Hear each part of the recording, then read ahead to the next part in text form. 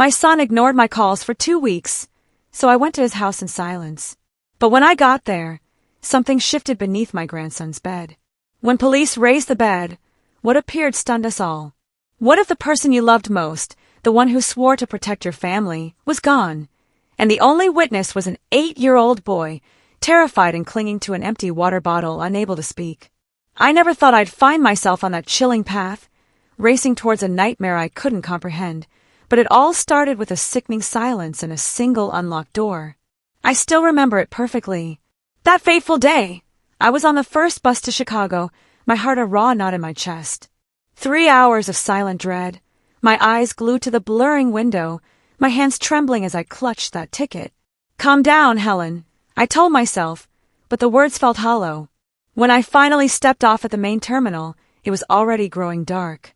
I walked fast, almost ran, towards Daniel's gated community, the same path I'd walked dozens of times to visit my son and my sweet grandson Matthew. But this time, every single step felt heavy, like I was wading into a nightmare. Standing before that familiar wooden door, I knocked. Gently at first, then with growing desperation. "Daniel! Matthew!" I shouted, my voice cracking in the cold air. No answer. Just to try my luck, I put my hand on the doorknob, and to my horror it creaked open. Unlocked. My heart hammered 1,000 beats a minute. Daniel was meticulously careful, especially with Matthew home. This wasn't right. I pushed the door open, stepping inside, holding my breath as if the slightest sound could shatter everything. The scene inside froze me to the core. The living room was a disaster, like a violent fight had erupted. The sofa was shoved out of place. A coffee mug lay shattered in 1,000 pieces on the floor, its white shards mixed with a dark, dried coffee stain. My legs trembled as I stepped over it, trying not to touch the glass. In the kitchen, the water cooler jug was tipped over, empty bottles rolling around, uncapped. Someone had chugged them down in desperation. The smell of dampness and the utter silence of the house sent a chill straight down my spine. Dragging myself, one heavy step at a time, I went upstairs. My heart pounded, so loud I could hear it echoing in my ears. Daniel's home office, empty. His bedroom, empty too, the bed still made but devoid of life. Finally, I reached Matthew's room. "Matthew, where are you, sweetie?"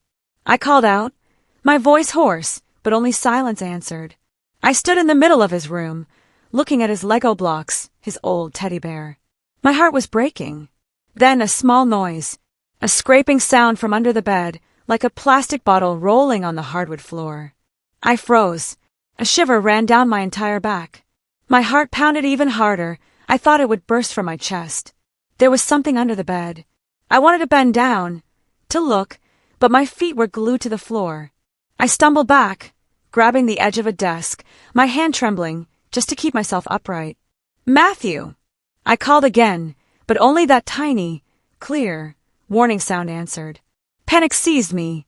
I ran out of that house, my hands shaking so badly I had to dial the police number 3 times to get it right. My son is missing. I haven't heard from him in 2 weeks. I practically screamed into the phone, my voice cracking. And there's a strange noise under my grandson's bed.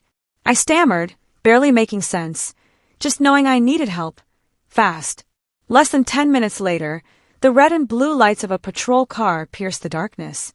I led the 2 officers straight to Matthew's room, my shaky finger pointing at the bed. "Under there," I whispered, not daring to look. A young, tall officer knelt down. "Is anyone under there?" he called out, his voice firm. A heavy, suffocating silence filled the room. Then, without another word, both officers lifted the bed in one swift motion. And there he was, Matthew, my grandson, curled up underneath. So thin, his hair matted with sweat, his clothes filthy and sour-smelling. He was clutching an empty water bottle, his eyes wide open, but utterly expressionless, as if he were looking into a world I couldn't reach. I stood there, paralyzed, feeling my heart stop. Even the officers were in shock, speechless. I fell to my knees, desperate to hug him, but my hands were shaking so violently I couldn't bring myself to touch him. "Matthew, my boy," I whispered, tears blurring my vision. He didn't respond, just clung to that bottle, as if it was the only thing keeping him alive. I didn't know what had happened, but I knew, with a horrifying certainty, that this nightmare had only just begun. My name is Helen. I'm 61, and I live alone in a small town not far from Chicago. My story truly begins 2 weeks before that terrifying discovery, the morning in late October when I first realized Daniel was gone. Those were 2 eternal weeks, a living hell of anxiety without answers. The first day, I called Daniel like I always did. Sitting at my kitchen table, phone in hand, I listened to it ring and ring until it clicked to voicemail. No answer. I sent a short message, "Are you okay, son?" But the message just sat there undelivered. A knot formed in my stomach. Something was wrong. But I told myself he was busy, his battery died, no signal. Daniel was independent, always doing his own thing. I tried to calm my worries, but day after day, that worry grew, burning slow and deep inside me. I called at odd hours, dawn, late at night, even at noon when I knew he took his lunch. Always just silence. I left voicemails, my voice trembling. "Daniel, where are you? Call me, please. I'm so worried." They were lost in a void, no sign he'd ever heard them. I started imagining the worst. Daniel wasn't the type to just disappear. He called every week, telling me about his job, about Matthew, about their normal life. This silence was utterly unlike him. By the 5th day, I couldn't take it. The anxiety was eating me alive. I tried his landline, hoping to hear his voice, or even Matthew's, that 8-year-old boy who never stopped talking about school. But I just heard the phone ring in an empty house until I finally hung up. I opened up Matthew's messaging app. "Sweetie, where are you? Call Grandma." Sent, but no read receipt. My heart sank. Matthew was young, but he knew his phone, and he loved his grandma. He always replied immediately. I started calling Daniel's friends, his coworkers. They were all surprised, their voices hesitant. "Haven't seen Daniel all week," a coworker said. I thought he was on vacation. A close friend admitted. "Last we talked was last month." He said he was swamped. No one knew anything. The more I asked, the more lost I felt in this terrifying void. Daniel was a dedicated father, a caring son. Something had to have happened. On the 10th day, the waiting became unbearable. I looked up neighbors near Daniel's house, calling everyone I had a number for. Their voices were full of pity. An elderly woman across the street told me that last week, on the night of the big storm, she'd seen a light turn on and off in Daniel's house. "I thought the boy just turned it on to go to bed," she said, her voice trembling, as if she also felt the chilling wrongness of it. Her words stabbed my heart. The night of a storm. A light turning on and off. Something was profoundly wrong. I was sure of it. 2 weeks passed. All my efforts were for nothing. Not a message, not a call, not a sign. I couldn't sleep. I spent my nights staring at the ceiling, my mind a torture chamber. Accident. Kidnapped. Did he just leave? No, Daniel would never leave Matthew. My grandson was his entire world. And Matthew, where was he? The more I thought, the harder it became to breathe. I couldn't just wait any longer. I had to go to Daniel's house. And what I found there only deepened my anguish. Now, I'm sitting here in the dim light of a hospital room, my hands gripping the chair as if letting go would make the whole world collapse. Matthew lies in the bed, his small body almost swallowed by the white sheets. A police officer had carried him from that cold house, and I, like a soulless shadow, had run after them. My hands trembled when I touched him, wanting to hold him close, but afraid to squeeze too tight, terrified I might hurt him further. Matthew didn't react. Not a blink, not a sigh. His little hands still clutched that empty water bottle, as if it were the last thing anchoring him to life. The patrol car had sped through the dark city streets, sirens wailing. I sat beside Matthew, fanning him with a piece of paper, gently patting his back. "Matthew, Grandma's here," I whispered, my voice broken. But he remained a living statue, eyes wide open, staring at nothing. What had happened to my grandson? To Daniel? That trashed house, the empty water bottle, the noise under the bed. It was a nightmare I couldn't wake from. At the hospital, doctors and nurses rushed Matthew into the ER. I stayed outside, hands pressed against the glass door, watching them move with frantic speed around him. The sounds of machines blended with their hurried voices. No external injuries, severe malnutrition, severe dehydration, Signs of psychological trauma. Every word was a stab to my heart. Psychological trauma. My 8-year-old grandson, the boy who always smiled like the morning sun, was now thin, like a dry leaf ready to blow away. A little later, the doctor let me in. Matthew was on N4, a thin tube connected to a skinny arm. His eyes were still open, but not looking at me, but at some distant, unreachable place. I took his cold little hand. "Matthew, it's me, Grandma. Wake up. Please say something." But he didn't respond. Didn't even blink. I sat beside him, the tears finally falling. I remembered him as a toddler, running around my yard, laughing, asking for stories. That smile was gone, replaced by a terrifying silence, as if my grandson had locked his soul away. The police arrived at the hospital, notebooks in hand. A young, serious-looking officer sat beside me. "Ma'am, when did you last have contact with Mr. Daniel?" I shook my head, a lump in my throat. "It's been 2 weeks," I said, my voice trembling. "I called him, sent messages. Nothing. Daniel would never do this. He always called me at least once a week." The officer jotted notes, then turned to the doctor. They spoke in low voices. "The victim shows no life-threatening injuries, but he's in a state of severe post-traumatic shock." Post-traumatic shock. What did Matthew have to go through to end up like this? I wanted to scream for answers, but the officer just took notes. "We're opening a missing person case. Could you come to the precinct to give a full statement?" I shook my head, almost begging. "Let me stay with my grandson. I can't leave him alone right now." They nodded, understanding, but their eyes were full of concern, as if they too felt the dark shadow hanging over my family. That night, I sat by his bed, watching Matthew tremble in his fitful sleep. He clutched that empty water bottle tightly, even dreaming as if someone might take it. Sweat ran down his forehead, soaking the pillow. Occasionally, he jolted awake, eyes wide with terror, but he wouldn't say a word, just look at me with that empty gaze. I wiped his forehead with a trembling hand.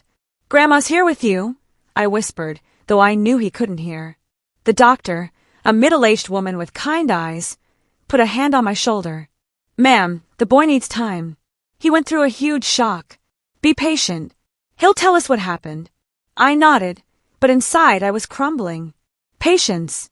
How could I be patient when Daniel was still missing, and Matthew was a shadow of himself? I spent the whole night there, holding Matthew's hand, listening to his weak breathing. I remember the last time I spoke to Daniel. His voice had sounded tired, but he'd still tried to laugh. "Mom, I'm fine. Work's just been a bit heavy." I hadn't realized how heavy. I hadn't asked more questions. Now I blamed myself. If I had paid more attention, if I had called sooner, would things be different? 2 days passed. I didn't move from Matthew's bedside, as if taking my eyes off him for a second would make him disappear. Matthew was still there, small and fragile, hugging a teddy bear a nurse had given him. I tried to feed him broth, spoonful by spoonful. "Eat, Matthew, sweetie, so you can get strong and come home with Grandma." But he barely swallowed a couple, then clamped his mouth shut, his gaze fixed on the ceiling. Every night was the same. Nightmares. Sometimes he'd sit up suddenly, mouth open as if to scream, but no sound came out. I'd hold him, rock him, sing the lullaby I used to sing to Daniel, but Matthew would just tremble, sweat drenching his forehead. I asked for a psychologist, a young woman with a sweet voice. She sat beside Matthew, held his hand, asked gentle questions. "Matthew, do you want to tell me something about your dad, or anything you saw?" But he just hugged his teddy bear tighter, eyes on the floor, silent. "Will he talk again, doctor?" I pleaded. The psychologist looked at me with compassion. "Ma'am, he needs time. The shock was too great for a child, but I'm sure he will open up. It's just not the right time yet." I nodded, but my insides churned. Time. With Daniel missing, every passing day was torture. On the morning of the 3rd day, I was cleaning Matthew's face, gently wiping his thin cheeks. I tried to smile, started telling him an old story about Daniel, about when he was a boy and broke a vase, trying to tape it back together. "Your dad was so silly, Matthew," I said softly. "But he loved you more than anything." Matthew didn't respond, but I saw his little fingers squeeze the teddy bear as if clinging to something. I was about to continue when my phone vibrated. Caller ID, the police precinct. My heart pounded. A bad feeling washed over me. My hand shook so badly I almost dropped the phone. The detective's voice was grave, so different from his usual calm. Mrs. Helen, I need you to prepare yourself. We just used luminol to re-examine Mr. Daniel's house, and we found a very large amount of blood in the living room. My ears went numb, as if the world had gone silent. The washcloth fell from my hand. I couldn't feel anything. Blood! I repeated, my voice breaking. The detective continued, every word a knife. It's very likely we're dealing with a homicide. The crime scene has been cordoned off pending DNA results.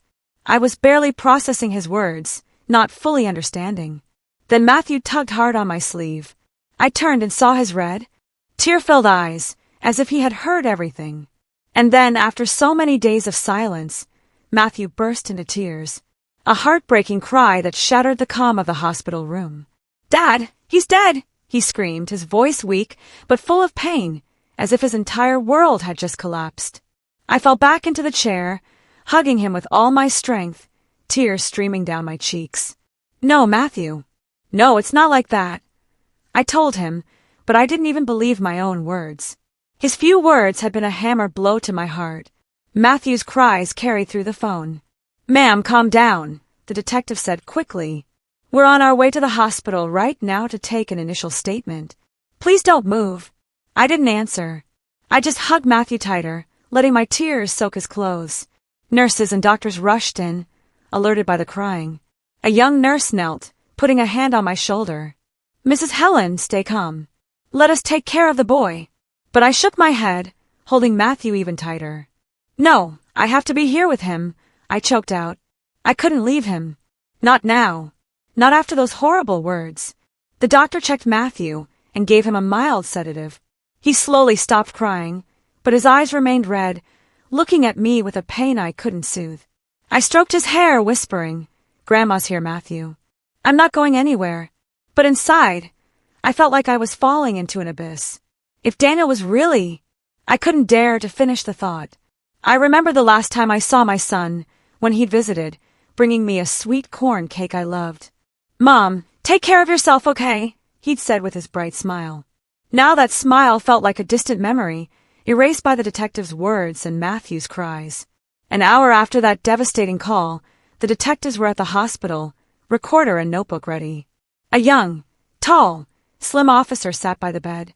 "Matthew," he said, in a soft but careful voice, "can you tell us, and your grandma, what happened?" I felt Matthew tremble in my arms, his thin shoulders tensing.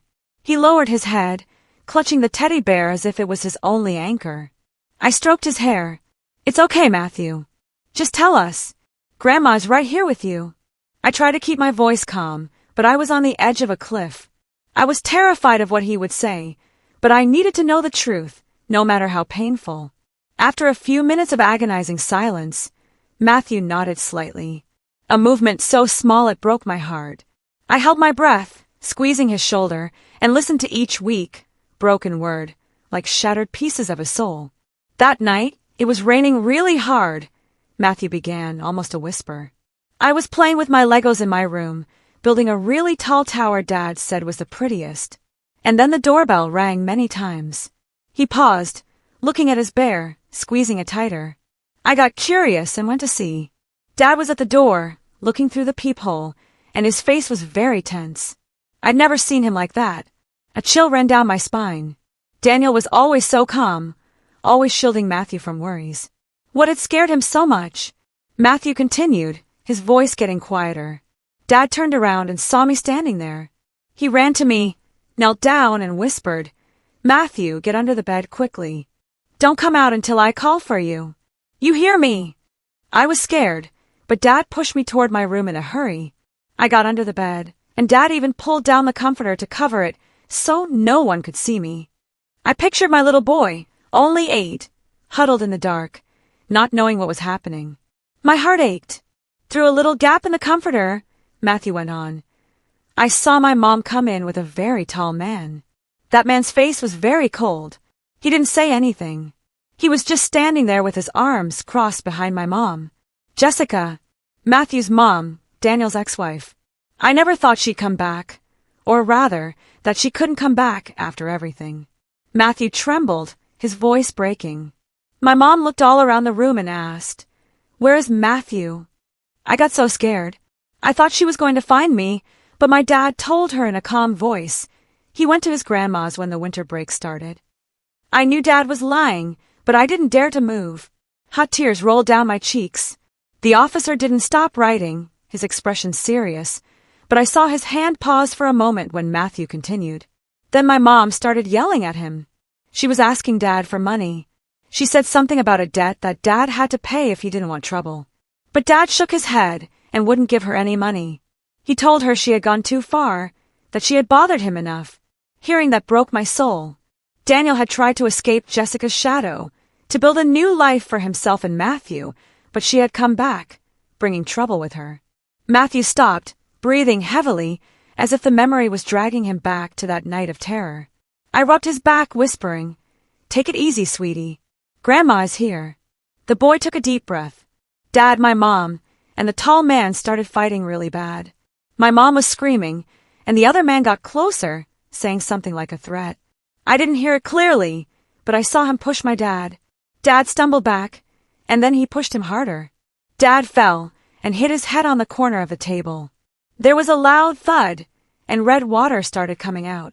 Matthew trembled uncontrollably, burying his face in my chest, bursting into tears. I saw Dad lying there, not moving. I wanted to come out. I wanted to call him, but I was scared. I was so scared. I hugged him with all my strength, my tears soaking his hair. The police officer stopped writing, looking at me with compassion. "This statement is very important, Mrs. Helen," he said in a grave voice. "We are going to investigate this as a possible homicide. The boy has been very brave." I nodded, but inside I felt an emptiness nothing could fill. Matthew kept crying, his sobs like knives in my heart. I looked at the officer. "Are you going to find her? Jessica and that man?" He nodded firmly. "We will do everything possible, Mrs. Helen. I promise you."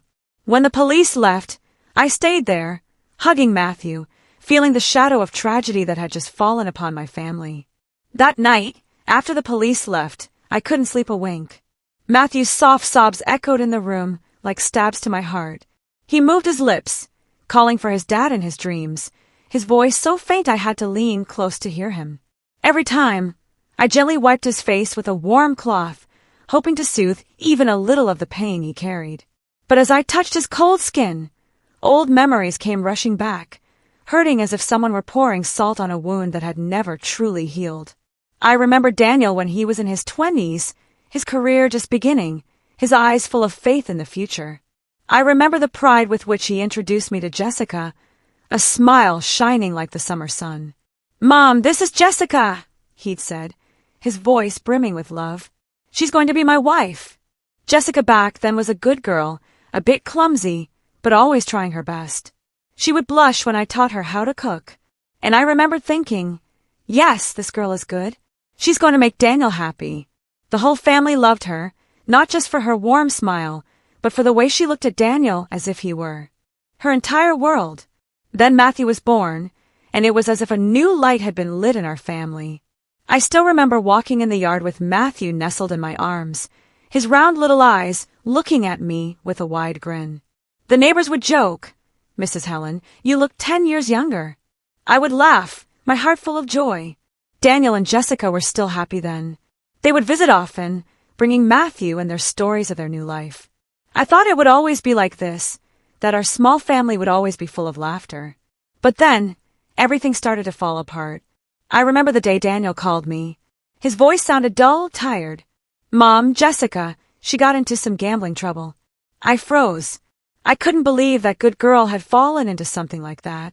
The first time, Daniel quietly sold the car he loved so much, the car he'd saved for years, just to pay off his wife's debts.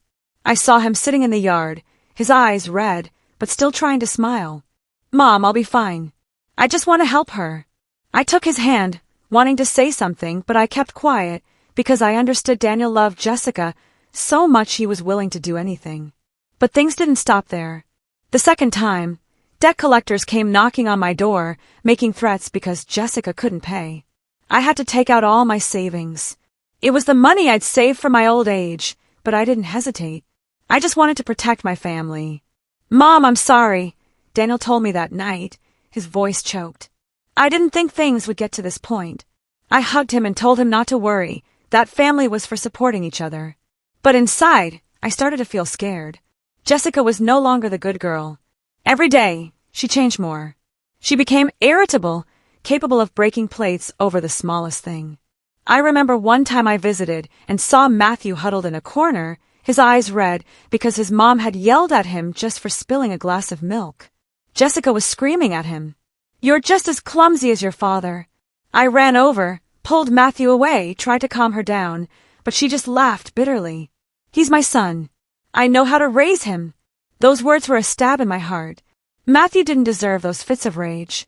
I looked at Daniel and saw him consumed, his eyes that once shone now only reflecting exhaustion and helplessness. Many nights, Daniel would call me, venting through tears.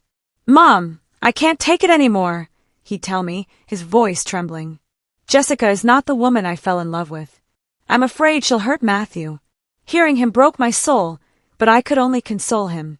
Son, if you need me, I'm here. I'll help you. Finally, Daniel decided to divorce and fight for custody of Matthew. The day the judge made the ruling, I saw him sigh in relief, as if a monumental weight had been lifted from his shoulders. I felt the same way. I thought that finally, father and son would have a quiet life, that Matthew would grow up with Daniel's love, without any more shouting or heavy debts. But I was wrong. Barely half a year later, Jessica returned, bringing with her a much worse nightmare. The story Matthew told me about that stormy night, about how Daniel fell and lay motionless on the floor, kept replaying in my head. Jessica, the woman I once loved like a daughter, the mother of my grandson, had become a stranger, a cruel person. Sitting in the darkness of the hospital room, I watched Matthew sleep and heard him sob, his lips still moving to call for his dad. I made a promise to myself. Daniel, I will get justice for you. I will protect Matthew no matter what it costs. The next morning, the sun streamed through the hospital window, but it couldn't warm the chill I felt inside. I sat next to Matthew, watching him sleep soundly after the sedative. His small face looked calmer, but the mark of pain was still there, impossible to erase. My phone vibrated.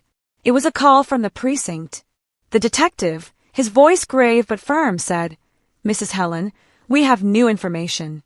Could you come to the station right now?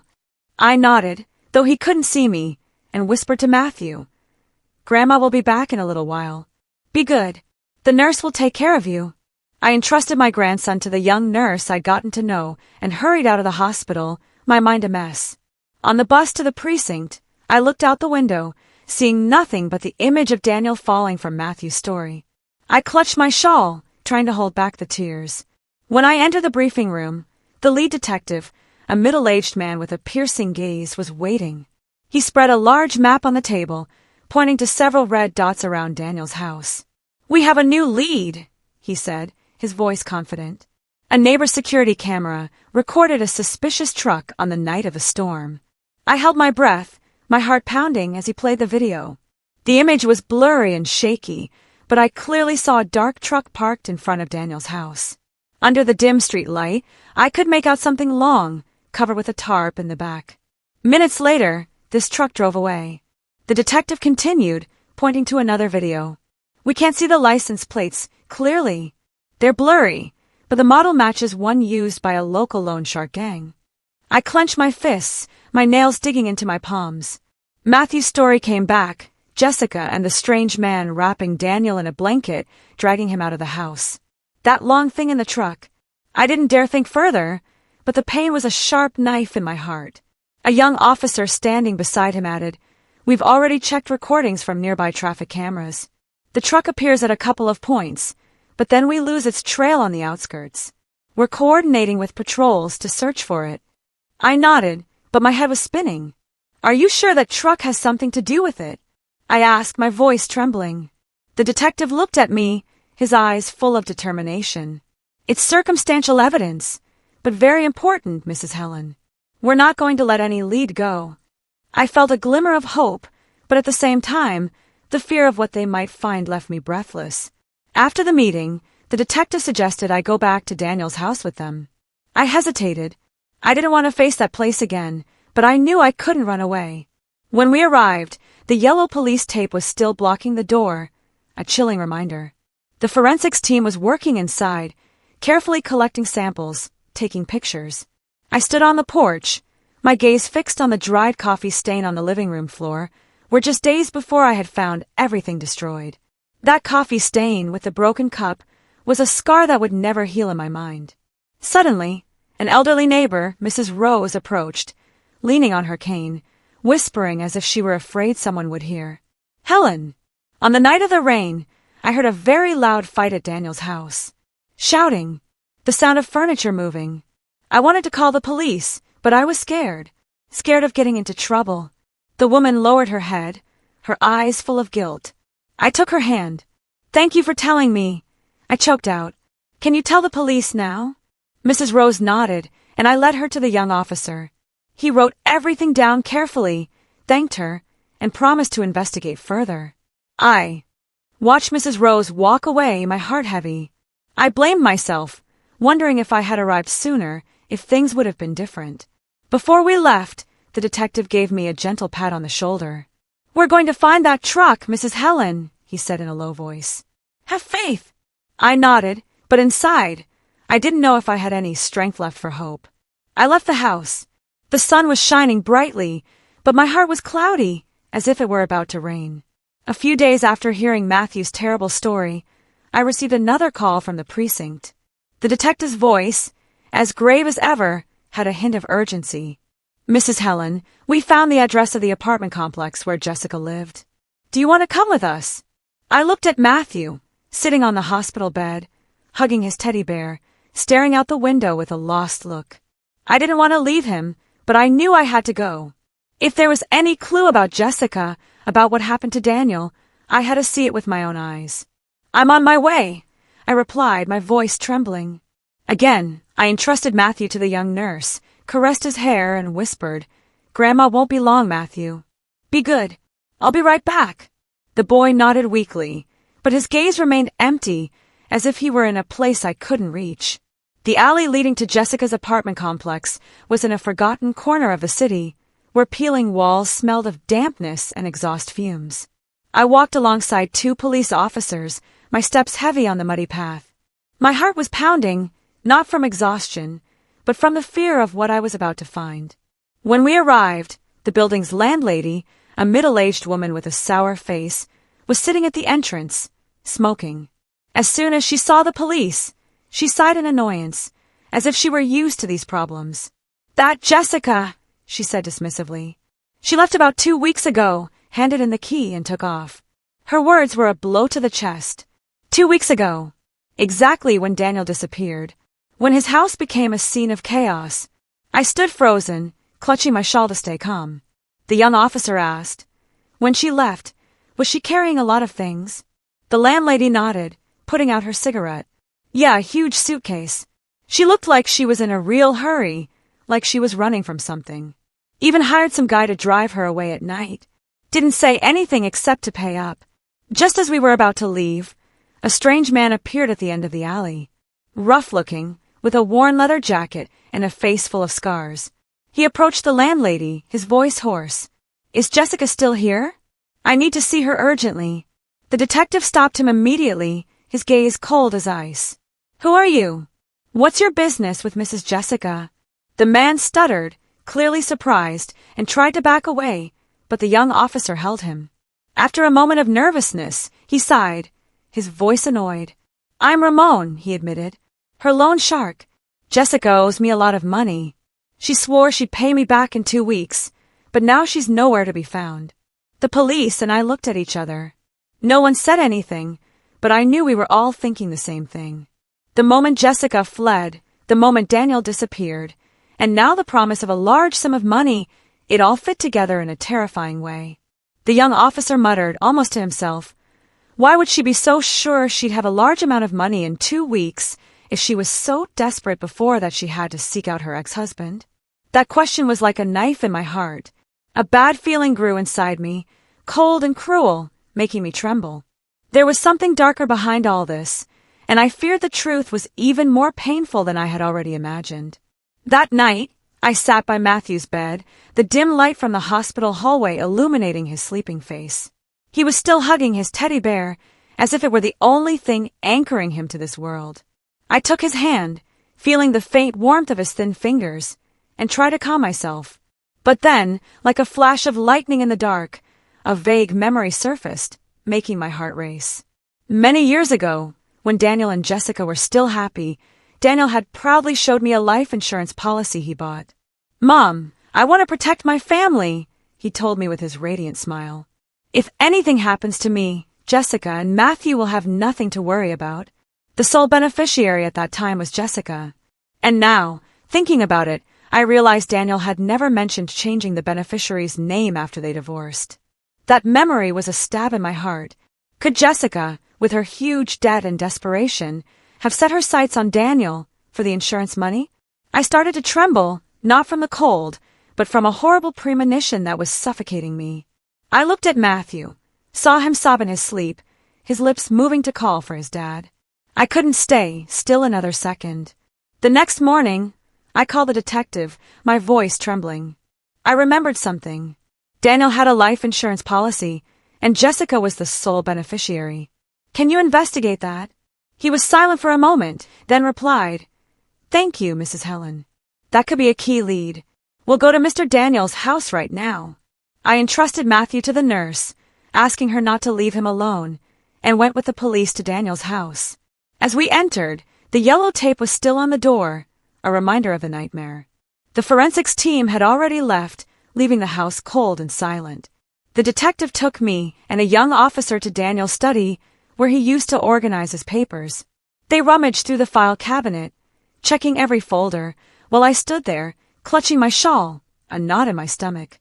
After more than an hour, the young officer exclaimed, "I found it." He held a blue folder, opened it, reviewed it, and passed it to the detective. He glanced over it, then lightly tapped the folder against the desk, and said with contained anger, "Here it is." The motive. I looked at the paper and saw Jessica's name printed clearly in the beneficiary section. My feeling was right. Daniel, out of love and responsibility, had unwittingly left the path clear for Jessica to take advantage. I sank into a chair, tears streaming down my cheeks. "Why didn't you change it, Daniel?" I whispered, my voice choked. "Why did you give her the chance?" The detective placed a hand on my shoulder and said gravely, "Mrs. Helen, if Daniel died in an accident, Jessica would receive all the insurance money. With that amount, she could pay off all her debts and live comfortably. This is likely the reason he disappeared." His words were a hammer blow to my head. I clenched my fists, an immense rage growing in my chest. Jessica had become a monster, willing to take Daniel's life for money. I remembered her face when she was young, when she smiled happily next to Daniel, and I wondered what had made her change so much. Ambition? Desperation? Or was she simply a person who had lost herself? That afternoon, when I returned to the hospital, the phone rang again. It was the detective. His voice sounded more urgent. "Mrs. Helen, we've just received news from the investigation team. They found an abandoned frozen goods warehouse on the outskirts, a place the loan shark gang uses for their illegal activities. We've already sent a special team there." I felt my heart pound like a war drum. "What do you suspect?" I asked, my voice trembling. He hesitated. "We're not sure, but it's possible that we might find some clue about Mr. Daniel." I sat by Matthew's bed. My hands were shaking so much I couldn't hold a glass of water. That night, when Matthew was already asleep, the phone rang once more. I answered, my hand shaking so much I almost dropped it. The police officer's voice on the other end was halting, as if he were choosing his words very carefully. "Mrs. Helen, we found a body, a man hidden in the frozen goods warehouse. We suspect it's Mr. Daniel." I collapsed, a lump in my throat, unable to say a word. My world fell apart. Daniel, the person I loved most, was now just a body in a cold warehouse. I wanted to scream that it wasn't true, but only tears came out. "Are you sure?" I whispered, my voice broken. "We need you to come and identify him," he replied, his voice full of pity. "But please, prepare yourself." The next morning, I went with the police to the morgue, feeling a terrible fear clutching my heart. Sitting in the back of the patrol car, I clutched my shawl and looked out the window, seeing nothing but Daniel's face. I remembered his smile, the way he would tease me when I burned the sweet corn cake. "Mom, if you open a bakery, I'll be your first customer," he would say, his voice cheerful. Now, that smile was just a memory, and I was about to face a truth I didn't want to believe. When the car stopped in front of the morgue, I got out feeling like I was walking in a dream. The young police officer, the one who had been with me these past few days, put a hand on my shoulder. "Mrs. Helen, are you ready?" I nodded, though inside, I knew I would never be ready. The door to the cold room opened, and frigid air, smelling of chemicals, hit my face, making me shiver. The white sheet covering the gurney was slowly pulled back, and then I saw Daniel's face. Although it was pale, although it was changed by time and death, I recognized my son instantly, his thick eyebrows, his straight nose, and the lips I'd kissed so many times when he was a baby. He was still my Daniel. I burst into tears, falling to my knees on the floor, only able to utter 2 words. "My son." I wanted to touch him, to hug him one last time, but my hands were shaking so much I couldn't lift them. The young police officer helped me up, his voice full of sorrow. "We are so sorry, Mrs. Helen. Please sit here." But I didn't want to sit. I didn't want to do anything but scream at the world why my son had to be gone like this. When I calmed down a little, the medical examiner, a middle-aged man with a grave voice, approached. He held a folder and explained, "The victim died from severe traumatic brain injury caused by a strong blow against a hard object. The time of death is estimated to be the night of the storm 2 weeks ago." His words confirmed what Matthew had told about that terrible night when Daniel fell and lay motionless on the floor. I nodded, but every word he said was like a knife sinking deeper into my heart. "Thank you," I whispered, not quite sure why I was saying thank you. Maybe for the truth, as cruel as it was. The police didn't stop. They expanded the investigation, examining the truck the security camera had recorded. The detective called me at noon, his voice full of determination. "Mrs. Helen, we found a blanket stained with red and a woman's jacket in the truck bed. The DNA results confirm the stain is Mr. Daniel's blood, and the jacket belongs to Jessica." I collapsed into a chair in the hospital hallway, my hands on my chest. All the loose pieces now fit together, forming a picture of the crime so clear it was chilling. Jessica had really done it. She had taken Daniel's life. Using the statement from the loan shark they found at the apartment complex, the police quickly arrested the unknown man who accompanied Jessica that night. They invited me to the precinct to watch the interrogation from outside, through a one-way mirror. The man, with his rough appearance, initially denied everything, grunting, "I don't know anything. I just went with her." But when the police showed him the evidence, Jessica's jacket and the blanket found in the truck, his face turned pale, and he started to sweat. The detective told him in a harsh voice, "Do you think we don't know? You helped her hide the body. Talk if you don't want your sentence to be worse." Finally, to get a deal, he confessed where Jessica was hiding, an abandoned house on the outskirts of the city. I stood outside the interrogation room, clutching my shawl, feeling the world spin. Jessica, the woman who once had dinner with my family, who laughed with Matthew, was now a fugitive, carrying a crime on her shoulders. I remember the last time I saw her before she and Daniel divorced. She looked at me with cold eyes.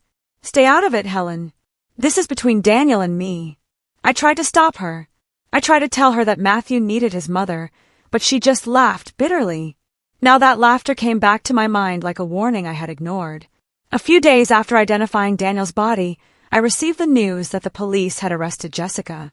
They caught her in a small copy shop, trying to forge documents to flee the city. The detective called me, his voice soft but firm. "Mrs. Helen, we have her. Do you want to come to the precinct?" I hesitated, looking at Matthew, who was drawing on the hospital bed, still hugging his teddy bear. "No," I replied, my voice choked. "I don't want to see her. Just make sure she doesn't escape."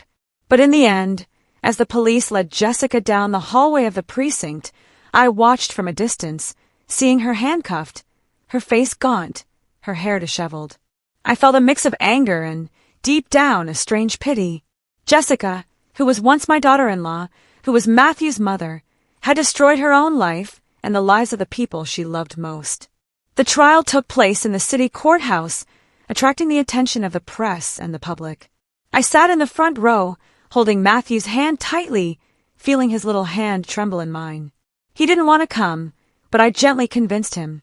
"Matthew, we have to do this for your dad. Grandma will be right here with you."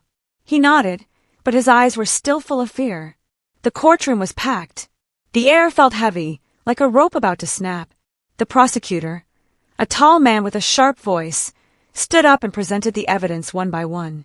He played the recording of Matthew's statement, my grandson's small voice trembling as he recounted the night of the storm. Hearing it squeezed my heart, and I hugged Matthew tighter as he lowered his head, hiding his face in his bear. The prosecutor continued, showing photos of the blanket and Jessica's jacket found in the truck. "The DNA results confirm that the blood belongs to the victim, Mr. Daniel," he said, his voice cold. He then projected the images from the security camera, the blurry truck, under the streetlight, carrying something long covered with a tarp. Finally, he held up the life insurance policy folder, pointing to Jessica's name as the beneficiary. "This was the motive," he declared, his voice echoing in the room. The defendant planned a murder to collect the insurance money, pay off her debts, and live comfortably. I looked at Jessica sitting in the defendant's box, her head bowed.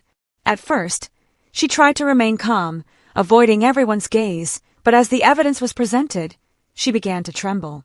Suddenly, she jumped up and shouted, "I didn't mean to kill him. I just wanted my money." Her voice broke, but no one in the room was moved. The prosecutor approached and refuted coldly. "If you only wanted money, why did you hide the body? You staged a fake accident scene and tried to collect on a life insurance policy." Jessica was speechless. Her lips moved, but no sound came out. She turned to her accomplice, the rough man who was with her that night, and screamed. It was him. He pushed Daniel. The man immediately stood up, his face red with fury, and pointed at her. "You were the one who planned everything. I just did what you told me. You told me to push him to help you hide the body." The atmosphere in the courtroom grew tense. The murmurs of a crowd sounded like a wave. I hugged Matthew, feeling him tremble. "Grandma," he whispered, his voice small. "It was all my fault, wasn't it?" I stroked his hair, trying not to cry. "It wasn't your fault, Matthew. Your mom made a mistake, and she's going to have to pay for it." But inside, I knew those words couldn't heal the wound in Matthew's soul. After hours of deliberation, the judge, a woman with a serious gaze, stood to deliver the verdict. Her voice was clear and firm. The defendant, Jessica, is found guilty of first-degree murder and fraud, and is sentenced to life in prison without the possibility of parole. The accomplice is found guilty of accessory to murder and concealment, and is sentenced to 20 years in prison. When the sentence was read, I broke down crying, hugging Matthew with all my strength.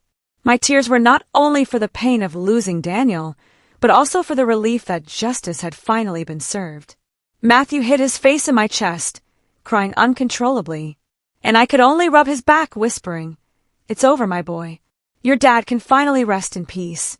A few weeks later, I decided to close up Daniel's house for good. I couldn't go back to that place, which was once filled with the laughter of my son and grandson, and was now just a painful memory. I took Matthew to live with me in my small town. I enrolled him in therapy, hoping that the wounds in his heart would slowly heal. Every night I sit by his side and I tell him stories about Daniel from when he was a boy, about how he always wanted me to be proud of him. "Your dad loved you so much, Matthew," I say, stroking his hair. "And Grandma does too." That night, I sat by the window with Matthew asleep in my arms. The moonlight streamed in, soft like a comfort. I looked up at the sky and whispered, "My son, I promise you, I will raise and protect Matthew for you. Justice has been served." Tears rolled down my cheeks, but I felt a small bit of peace, as if Daniel were somewhere smiling down at me. I hugged Matthew, knowing that although the pain of losing my son will never go away, I still have him, and I will spend the rest of my life taking care of him, just as Daniel did. After everything we've been through, I've learned that the love and care for family should never be taken for granted. A single oversight can lead to a tragedy with no turning back. Ambition and betrayal can turn your loved ones into strangers, but justice will always speak if you are persistent until the end. True strength comes when you rise up to protect those you love, even in the midst of the deepest pain. And above all, this loss taught me to value every second together, because the love of family is the most valuable legacy we leave to the next generations. Now, I truly wonder, if you were in my place, what would you do? Would you choose silence to keep the peace, or would you dare to face it all to reclaim your own voice and seek justice? Tell me what you think in the comments below. I really want to know.